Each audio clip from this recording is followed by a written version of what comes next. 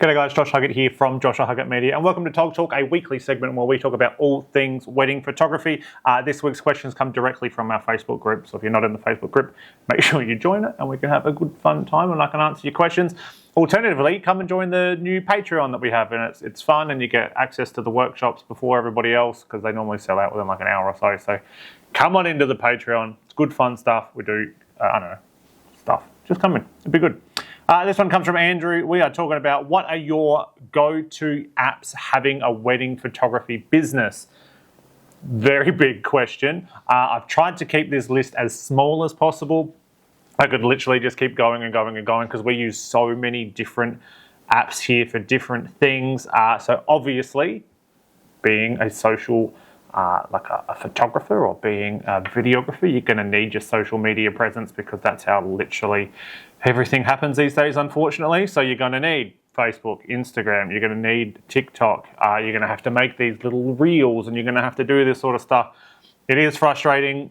If I didn't have my wedding photography business, I probably wouldn't have social media at all, especially a personal one. Like I'd love to just be able to run just a business one, but here we are. We still have to have that. So obviously you're going to need the big three: Instagram, Facebook, and TikTok.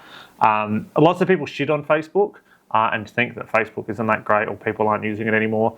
I find the opposite. I find that most of our quality leads are coming from Facebook, specifically in wedding photography groups and that sort of stuff as well, where you're able to physically answer people's questions. So they're looking for a wedding photographer. Hey, I'm a wedding photographer. I'd love to help you out. We got lots of income from stuff like that. So make sure you're joining your local wedding groups, wedding advice groups and all that sort of stuff for your local area or the area that you want to be working in as well. Plenty of money to be made in those groups just by helping and being an active member of the community as well. Now, working apps that we use every single day here as a professional wedding photography studio. Starting with number one. So I tried to do my workflow, shoot a wedding. What would my workflow be? Pre-workflow, so pre-wedding, you need a client management system or a CRM, a client relationship manager, I believe they're called. We use Studio Ninja. It's not perfect, but it's pretty bloody good. We use it for automating all of our contracts. Emails are automated as well. Follow-up emails are automated. We use it for sending out invoices. We use it for sending out our galleries. We use a gallery hosting system, but we use it to send that email. We use it to get reviews from couples as well. We use it for literally everything.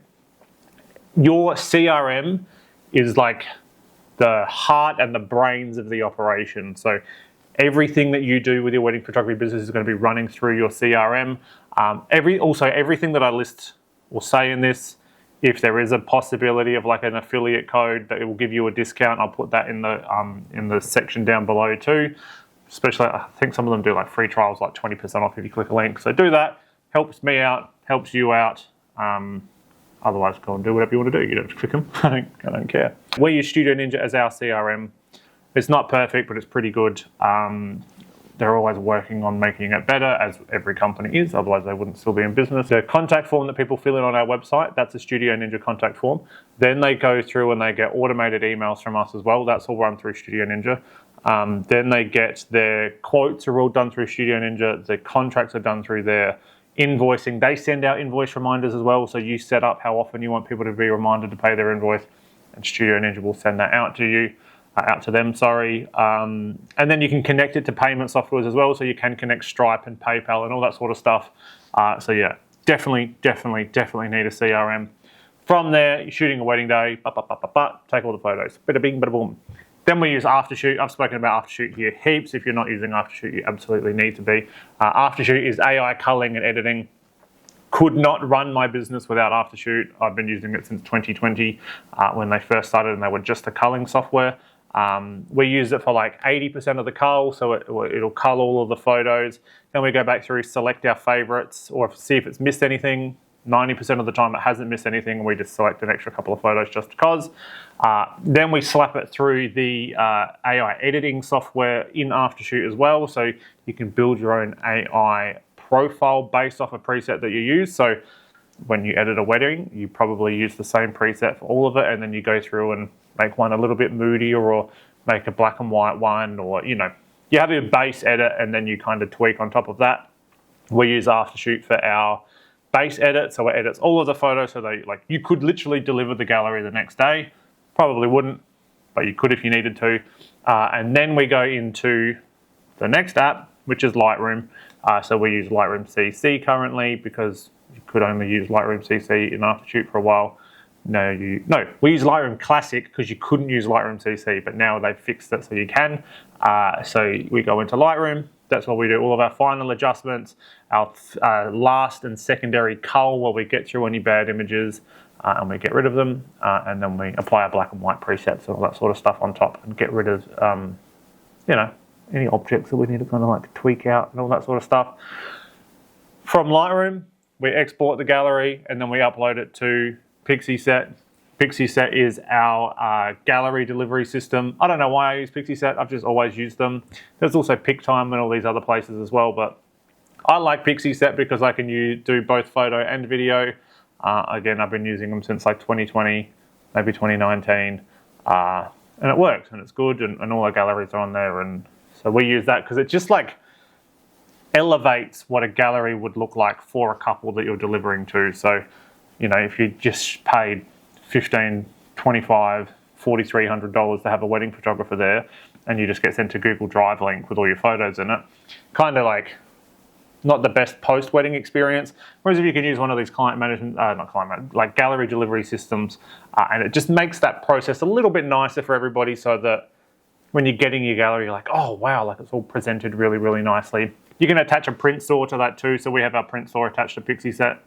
So if people want to buy prints or albums, or not albums, but if someone want to buy prints or anything like that, they can buy them through Pixieset. A little bit of extra income if you want to kind of push that as well. Yeah, wedding's done, wedding's delivered. So now you've got to do the rest of your job. So that's where we're in like social media territory now. So these apps that I use every single day, Later.com, it's a content scheduling platform. So I dedicate, I've got an assistant that does a lot of like the Joshua Huggett media stuff, but the I'm Josh Huggett account, I edit all of that and I post all of that. So we use Later.com for that, where you can schedule out a month, 6 weeks, 3 months worth of content. So you dedicate like an hour of your day and you sit there and you just schedule out a whole bunch of content. Just means that you're able to keep posting. Like you just took a wedding, you've got like 1,500 good edited photos ready to go. The last thing you want to do is sit there and have to like remember to upload a photo every single day, or like come up with a witty caption because but you're sitting on the bus, or you're like, I don't know, just makes it way easier. So we use Later, and that way we can schedule out all of our content. I've tried using like the Facebook Business Manager and that sort of stuff.